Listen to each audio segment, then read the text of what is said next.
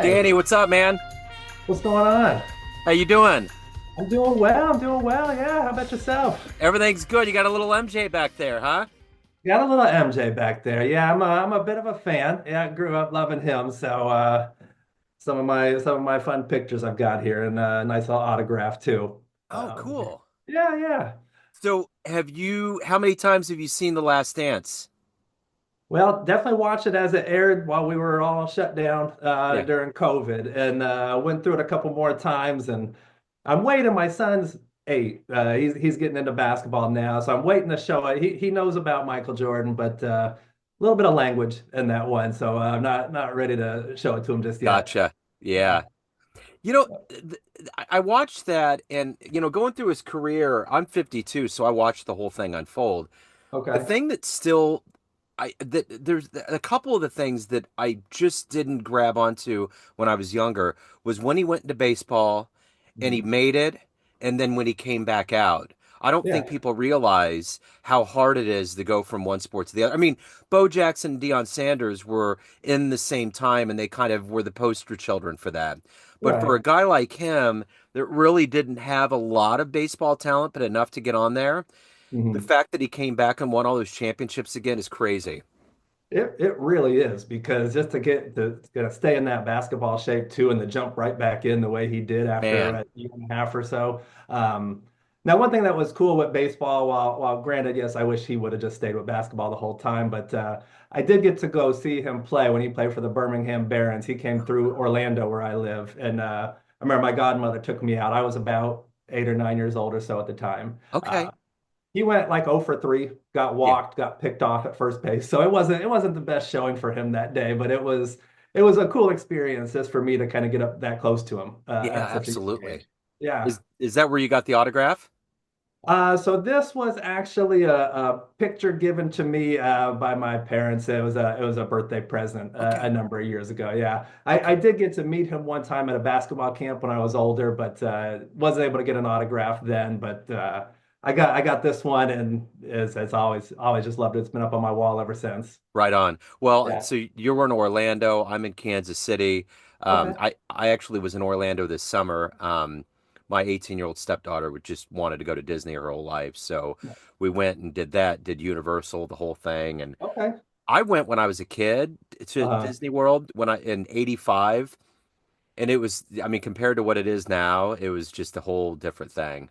Oh, it's incredible. Yeah. And I'm born and raised here in Orlando, and Okay. so my parents spent 20 years working out there. So that's where we grew up was Okay. out there at Disney. And but yeah, we go now. We still have annual passes, so we're out there quite a bit. But yeah, seeing the changes from the time I was a kid going to now, the old Disney heads aren't necessarily too happy about a lot of the changes that are out there because it feels like it's taken away a lot of what made Disney so great back in the day. But the newer rides, like did you do the Guardians of the Galaxy out at Epcot? Yeah, they were How cool all is into that? like the app and how you do the lottery system. So we got in there and Uh-huh. that was crazy. My stepdaughter and her fiance were are really into that movie Enterprise and they Okay. were just totally blown away. And I was too, because it's not just a ride like I was used to growing up. It's like this immersive experience of like multimedia and even the Uh-huh. way like we did the Harry Potter Quidditch thing. Oh And yeah. the way you're getting into this stationary thing and it's like the multimedia takes one. And then the Star Wars thing was crazy. Uh, Rise of the Resistance. oh my God, when you get out and all the stormtroopers are there, we're all like, oh no, who's going Yeah. down? I finally got to do that about a year or two ago, and Yeah, I've never been a Star Wars guy, just never really been my thing. But yeah. I kept hearing how great this was, so I was like, all right, we got to go on it. And that reveal when all the stormtroopers were there, Oh, man. now granted, I walked to the other side of the door thinking, okay, this is the other door that's going to open, and then you exit out the same door you came in, and you've rotated there, and it was just like this was the coolest thing I had ever Totally experienced. crazy. phenomenal. Yeah, And the ride was great, but to me, that part that makes the whole experience absolutely. was that big reveal right there. Yeah, totally. But that was awesome. And yeah, Guardians, best thing out of Disney. Yeah, I think what they yeah, did was phenomenal with that ride, and it yeah. cost $500 million, so it better be good. It You should be. Absolutely, it should be. Well, hey man, I come from jazz radio, so I hop in quick. You ready to roll? Yeah, yeah, absolutely. Okay, cool. Well, hey man, it's great to meet you. I appreciate you taking a minute out today. I'm looking forward to getting into your life and career as a customer service expert, keynote speaker, all of those good Yeah, of things. So, thank you for taking a minute out today. course. Yeah, thanks for having me. Looking forward to it. Yeah, absolutely. So before we get into your career, I want to know first and foremost, we've entered a new year Mhm. and COVID, surviving that pandemic created so many waves for all of us. It was a big deal. Yes, it How was. much of getting through that time period has affected the way that you do work today? Well, it was obviously it was challenging all over the place, but for us, speaking at conferences for associations or companies, that's primarily what our whole business was. And so now we're going from 2020 looking like it was going to be a great year for us. And yeah, I still remember it was like March 15th, I think it was, where you got the flood of calls of cancellations. And then it was now the rush to go to virtual. Everything was, we got to do virtual sessions, keep it going. And we had already done a lot of webinars. We had already kind of been set up for that beforehand. So we had all the equipment we needed, which I know for a lot of other speakers, it was kind of a mad dash to try to get cameras and external microphones and everything. And you really couldn't at a certain point for a lot of people. But now it was trying to do it all in this virtual setting, which served its purpose for a short time, but it was nowhere near as enjoyable or as productive as being there in person with people, especially being on stage, having the instant feedback, seeing the response. Now we're on the camera. Most people have their cameras turned off as you're doing the virtual session. So you're going along, you're working, you're like, I know I said something funny, but I can't see any laughter. I have no Huh. idea. I'm pausing for laughter here, but Yeah, no clue what's actually happening. So it was a challenging time. We made it through, but we're very grateful that we're back to all the in-person events, and yeah, and then we could do the virtual. Doing the podcast here, doing sure. follow-up sessions virtually. It's still great, and it's still a fantastic resource. Yeah, But I mean, I think every speaker that does what we do would tell you they were thrilled when the in-person events yeah, came back again. yeah. So let's get to the heart and soul of what you do on a daily basis. I'm going to put you in front of a bunch of school children, 10 or 11-year-old third graders. It's career day, and one of the kids is curious and is like, "Hey, what do you do for a living?" What's your Yeah. answer? So it's funny. My daughter actually, when she was about that age, asked me one day. She said, what do you and Papa do for work?" And so we've got a family consulting company. So it's me and my folks. And I said, well, how do you describe customer service to a third grader? And it was really was, we teach people to be nice to other people. Yeah, And her question or her response back was, shouldn't people already know how to do that? And it's true. We grow up all through school, everything being taught, you got to be nice, saying please and thank you. And you think that those would transfer over when you eventually grow up and get into the business world, but you probably experience all the time that it does not work that way out there for the most part. Most people don't follow through on that. And so, we teach how to really continue that mindset of we want to see the experience through the lens of the people that are coming to spend money at our company. We want to make it as easy to do business with us as we can. And my daughter's taken that where now when we are at a restaurant and the server there is giving good eye contact, talking, being nice and interacting, she's usually, oh, we should give them a good tip. That was good customer service. yeah, And she started realizing that. And like the garbage truck that comes through our neighborhood, the driver will call some of the kids over to come push the button so they could move the arm to collect the trash bins. yeah. And they start recognizing that these little moments that just take a couple seconds out of people's day, Yep. but the impact that can have. And so, I would talk to them about just continuing that friendly spirit, making sure that you don't get too wrapped up in what you're doing every day, but you're understanding that people are going through a lot of challenges, especially after COVID. There was a lot of issues there. So finding ways to be able to connect and really just continue being nice to people Yeah. is really the best way to do it. So you're what did you want to be in the third grade? What was your ultimate dream to grow up and become? I was going to go to the NBA. That was Okay. all I cared about. Yeah, I played basketball my entire life. I couldn't have cared less about really anything else in life except playing basketball. And I played through high school. I tried to walk on at Florida State when I was up there and didn't make it. And that's kind of when my basketball career ended at that point. But and then I started connecting. Me and my folks were they had already kind of started the company, but then they were looking at ways to expand what they were doing and do some outbound marketing. So that's when I joined in and started working with them back in 2009. And so yeah, but it was funny up to that point, really playing basketball was the only thing I ever cared about doing. Yeah. So you're in Orlando. You've had Disney as a template, and I can say firsthand. We talked about this going down there. What they do down there is something that's totally different. I mean, the level of catering and taking care of the customer is huge. Yeah. It's a part of their fabric. So, talk to me a little bit about being so close to the epicenter of Disney World and how that's influenced you and the family business.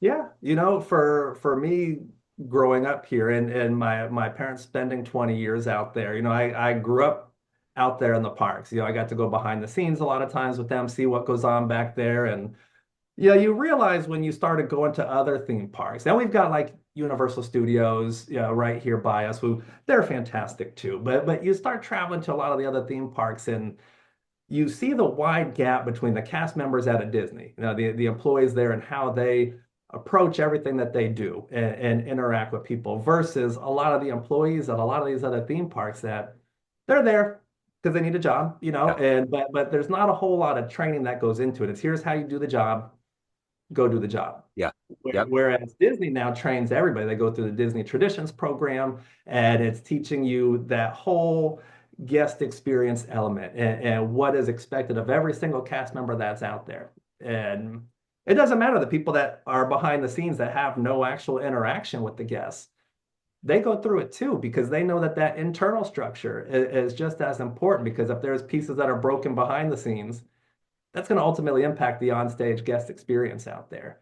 And that's really what Disney does so well that we try to teach those principles to different organizations too, to make sure that there is just that consistent experience across the board, regardless of who you were interacting with while you're at the park.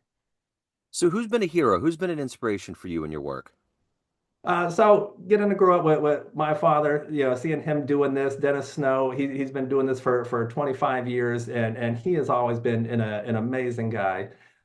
I've gotten to see you had him on your show not too long ago, but Jim Yeah, Bouchard. yeah. He's been a longtime friend of ours, somebody that always does this the right way and approaches the work with such professionalism. I've learned a lot from him.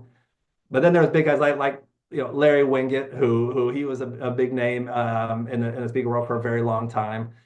So those are all guys that I think I've been able to take away a lot of how to approach what we do Yeah. in this world. It's amazing. I think about Disney in the way of like Apple. When Steve Jobs left, there was all of this concern. I think more about, cutting edge technologies coming in, but there is a culture there. And Yeah, I do technology by day, so I realize that when people get involved with the customer experience at Apple, it's always really good.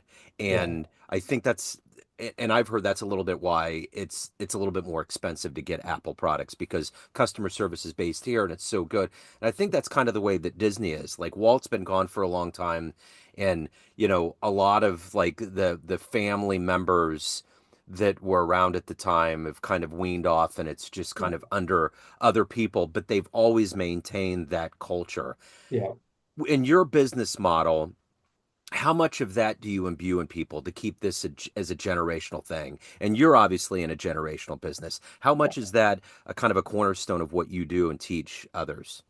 Well, it's huge because if you veer off from this culture that you built over all the time, quality is going to suffer. Yeah. Eventually, attendance is going to drop, and you're going to be starting to struggle in the business that you run. So making sure once you found those pieces that make you successful, and Walt obviously built a great company. His brother Roy did a great job keeping it going, and they manage, they've stumbled along the way. Disney certainly doesn't do it perfectly every time. Yeah. They screw it up just like everybody else does. But they do a good enough job of getting everybody that works there to buy in to this culture that has been created and carefully cultivated over the years. And not everybody, yeah, I won't say that every cast member obviously does it right, but the overwhelming majority do.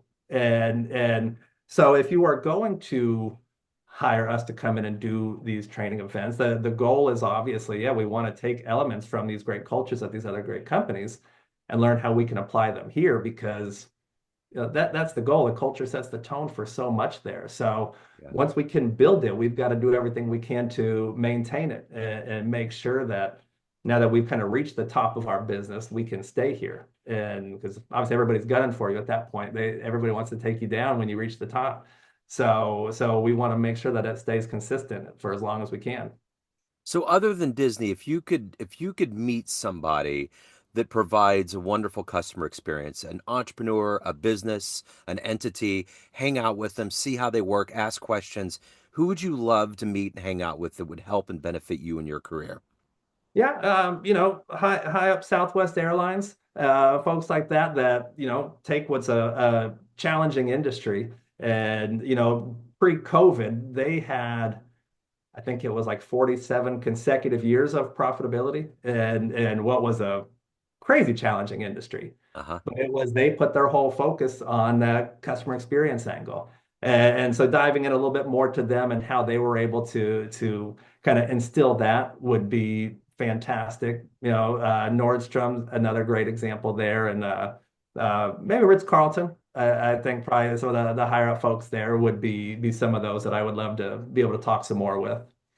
So, as you segued out of this idea that the NBA wasn't going to happen and got into the family business, was there a specific moment? Was there a specific client or just an instance that made you think, this is what I need to be doing? This makes sense. This is what I want to do with my life. So, yes, there was, and just to go back a little bit, when I first joined in to do the sales and marketing, my father was very open with the idea that he had built this company. He's like, I want you to eventually take it over and do what I do. And I said, no, I have no desire to do that. Being up in front of people doing this, it was the scariest thing. I could play basketball in front of thousands of people, wouldn't matter. But to get up and talk, I mean, a class presentation, my hand would be shaking as I'm trying to hold my paper. And so I was, no, don't have any desire to do that. I'll do the sales and marketing, and then we'll see what happens from there. Yeah. And and he said okay. And every couple of years he'd bring it back up, and every time was no.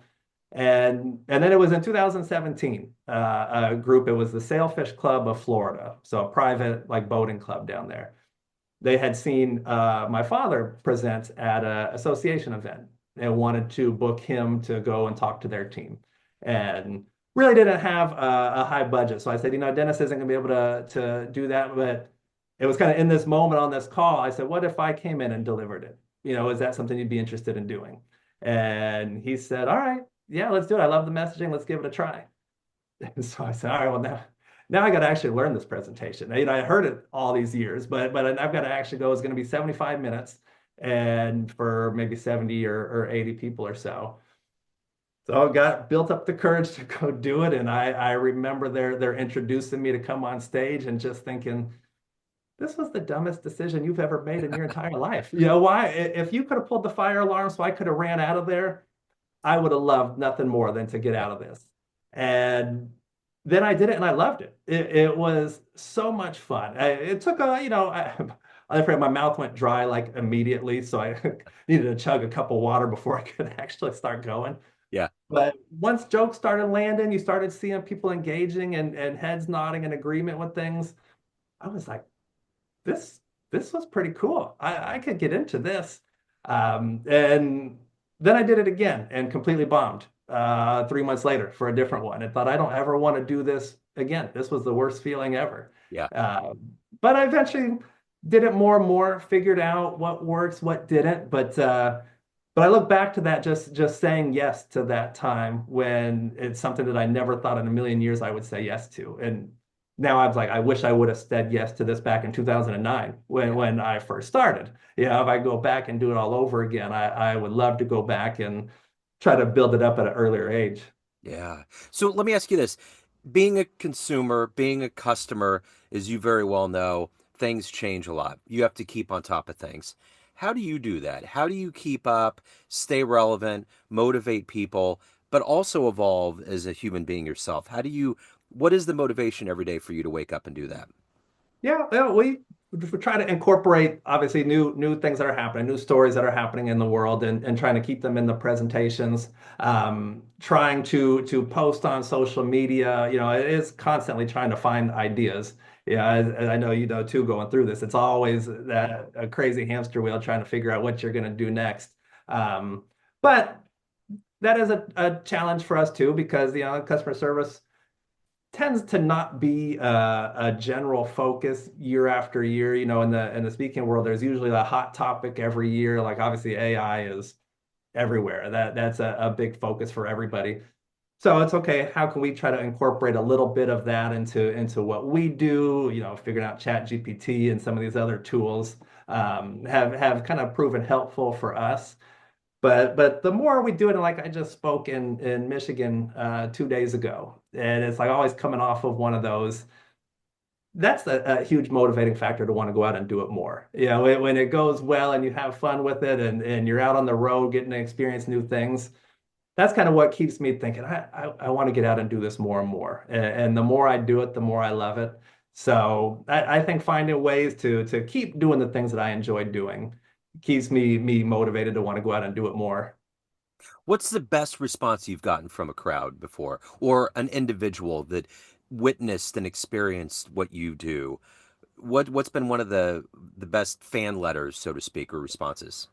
Best response right after it was the Pacific Coast Society of Orthodontists, and got a standing ovation at the end of the session there. That was hard to beat. That one I love that. But getting messages from folks after link or like on LinkedIn after a session, or just an email, and a lot of times it's from people that are kind of in their first role. They're young 20 somethings, and just saying what an impact it had for them, and they love the Disney approach, and how we can apply it to what they do in HR, or whatever the industry they happen to be in. But just kind of seeing some of the younger generation too buying into it, because you always hear so much of how lazy a lot of the younger generations can be, or disengaged they are. But I see very often a lot of those folks are some of the most engaged and the most hungry for this information, Yeah. and are willing to go put it to use. So anytime those come in, I love it. I absolutely love it. And from the back end, like when I was doing the sales and marketing for dentists, which I still do, but we'll get people that will reach out. They saw him 15, 20 years ago, Yeah. and will still remember a lot of the stories. And they say, I was just in the audience. It was my company's annual meeting.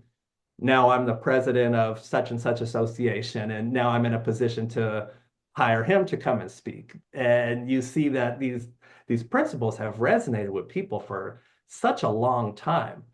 And those are the really cool elements, especially as a son. That makes me very proud to see that for him, that he's had that impact. And since I'm still fairly newer into this, obviously my hope is that 20 years from now, there's somebody that reaches out and says, oh, I remember seeing you then, and want you to come in and deliver that to our group now. Yeah. Yeah, it's hard to beat that feeling. Yeah.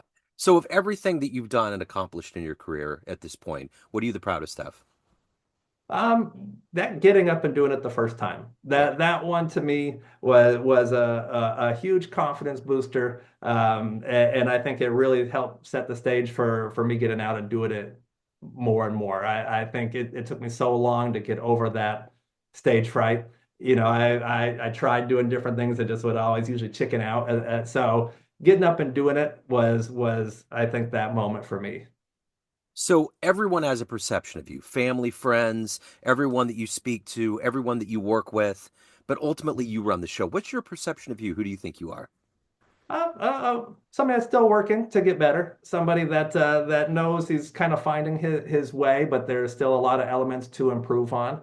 My mom would say I'm perfect and do everything great, but I feel like I still have a ton to learn, and I try to do that as much as I can, and finding ways to improve. So yeah, very much a work in progress. So let's say Disney comes up with a new ride and they've literally come up with this way that you could go back in time and see one event. Okay. Okay. You can go back and see MJ in one game. Where are you going? Oh man. Right. Yeah. Probably that final game against the Utah Jazz when he hit the game-winning shot to win the finals that year. That would have been an amazing one. Another one it was Florida State football, but 2013 Florida State we won the national championship, and my daughter had just been born about 2 months before that, but I really wanted to go out to that game, and then we started getting our butts whooped. We were down like 21-3 or something, and I was thinking, thank God I didn't spend all that money to go out Yeah. there. But then we came back and won, and I was thinking I would have spent any amount of money to be out there. I think those are the two. If I could choose to go to any sporting events, those are the two that I would love to have gone to. I think about that with, us, the Chiefs, and the success that we've had. I think about some of those games in the past where we didn't win and to spend all that money and time and to be in the cold. Oh man.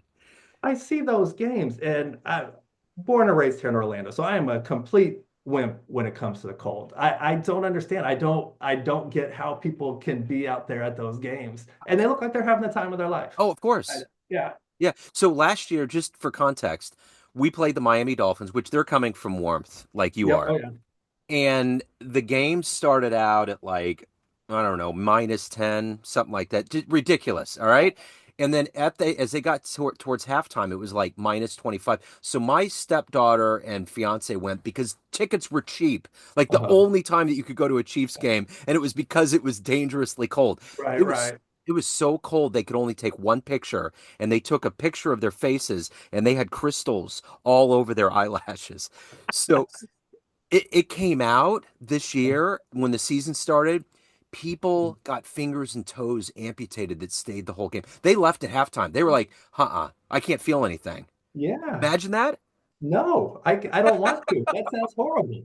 Yeah, I don't get it. I was just up in Michigan, like I said, a couple days ago, and it was 12 degrees there, and I had to borrow a jacket from somebody before I went on this trip because I just Yeah. I don't have the clothing necessary, and I love it. I love to go skiing. I love that, but if it's going to be like 20 degrees, Oh, uh-uh. but negative anything. I've never experienced the negative degrees. Yeah. I don't ever want to, No, but yeah, I don't know how the players can do it. That at I least the know. bundle, but those players out there, I don't understand it. It just has to be adrenaline. I mean, they are just Yeah. flooded with adrenaline and it just has to So, take over. right, right. Um, so let me ask you this. If anyone wants to hire you, they want to get involved, they want to learn more, they have questions, reach out. What's the Yeah. best way to do that? Yeah. So our website, www.snowassociates.com, and that's Snow, like my last name, SNOW. Um, Facebook, LinkedIn, Danny Snow. Would love to connect with your audience there, and if there's ever anything we can do to kind of bring some of those customer service principles, would love the opportunity to do so. Isn't that ironic that the aversion to cold that you have, your last name is the coldest substance that falls from the sky? It's That's awesome. been a, that's been a joke for a long time now. My father Dennis grew up in Vermont, so it made a lot more sense There you go. for his family up there. Yeah. But then yeah, I got to be called Snow White, growing up, which I loved as a Yeah. as a young boy. That was always fun. Yeah. But but yeah, my kids say the same thing. They're like, "Why do we live here if our last name is Snow?" Right. Well, it works around the holidays. Man, this has been great, Danny. Thank you, sir. Thank you for your story. Thank you for your time. Have a great new year, man. Will do. Thank you very much for having me, and yeah, wishing you all the best here in 2025. Absolutely.